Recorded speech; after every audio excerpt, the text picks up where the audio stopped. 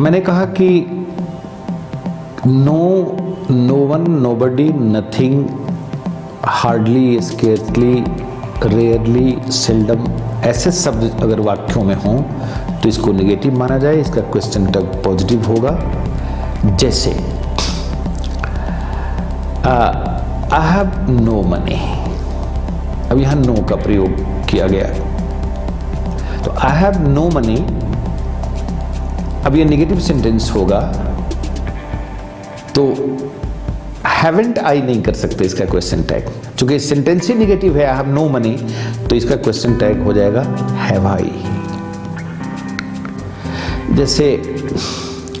She hardly goes to school,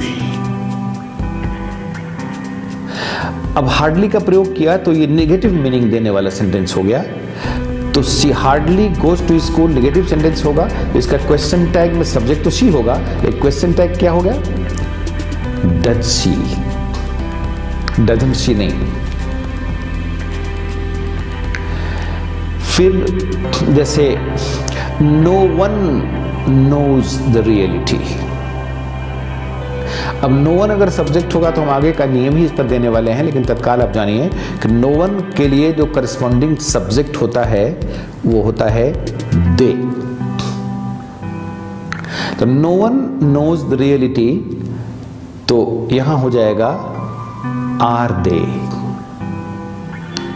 फिर जैसे एक सेंटेंस है नथिंग इज इम्पॉसिबल,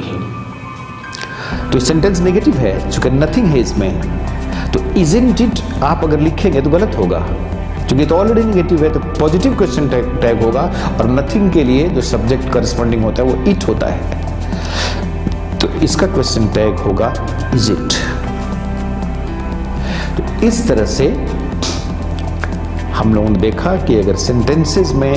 उपरोक्त सारे शब्द दिए गए हों जो नेगेटिव मीनिंग लिए हुए होते हैं तो उनका क्वेश्चन टैग हमेशा पॉजिटिव होगा। अब इसके आगे का नियम भी कम दिलचस्प नहीं है। वो नियम कहता है कि अगर सेंटेंस में फ्यू या लिटिल का प्रयोग किया गया हो, अगर किसी सेंटेंस में फ्यू या लिटिल का प्रयोग किया गया हो तो इस सेंटेंस को भी निगेटिव ही माना जाना चाहिए, और फिर तब इसके लिए जो हम क्वेश्चन टैग का प्रयोग करेंगे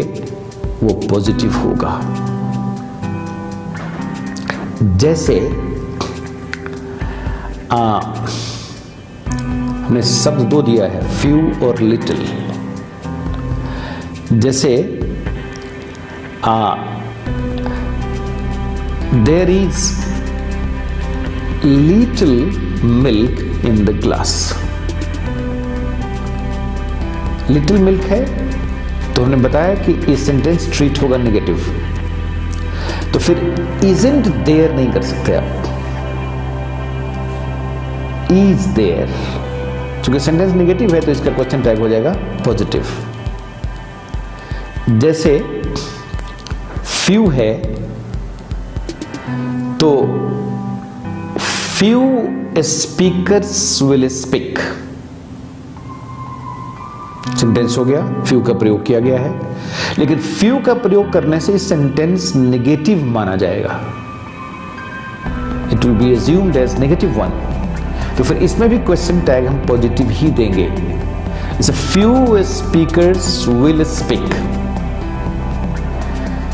तो नेगेटिव है तो क्या हो जाएगा इसमें, फ्यू स्पीकर्स विल स्पीक, तो ये हो जाएगा विल दे, ओंट दे नहीं होगा क्योंकि तो नेगेटिव है ऑलरेडी। फिर जस्ट इसके बाद का एक नियम देखिए कि उसमें देखें आप कि अगर उस सेंटेंस में फ्यू नहीं और लिटिल नहीं, ए फ्यू या अ लिटिल का प्रयोग, फ्यू और अ लिटिल का प्रयोग किया जा रहा है, तो इन सेंटेंसेस को जिनमें अ फ्यू और अ लिटिल का प्रयोग किया गया है, इनको पॉजिटिव माना जाता है, और तब इनके साथ जो हमारा क्वेश्चन टैग होगा वो नेगेटिव हो जाएगा। जैसे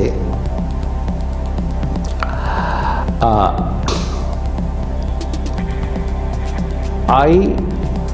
हैव अ फ्यू ऑरेंज, तो इसका क्वेश्चन टैग हो जाएगा हैवंट आई, क्योंकि सेंटेंस पॉजिटिव है तो हैवंट आई। और she has a little milk in the glass, तो शी हैज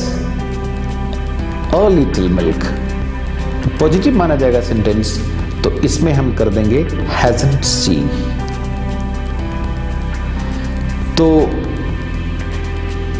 लिटिल में क्या होगा, फ्यू में क्या होगा, अ लिटिल में क्या होगा, अ फ्यू में क्या होगा, इस डिफरेंस को हमेशा हम सबों को ध्यान में रखना है,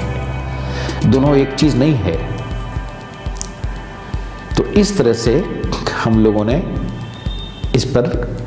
कई नियमों की चर्चा की। अभी इसमें और कई सारे नियम हैं, जैसे इसके बाद जो नियम की चर्चा हम आपके सामने करेंगे, उस नियम में अब हम मुड़ेंगे इंपेरेटिव सेंटेंस की तरफ।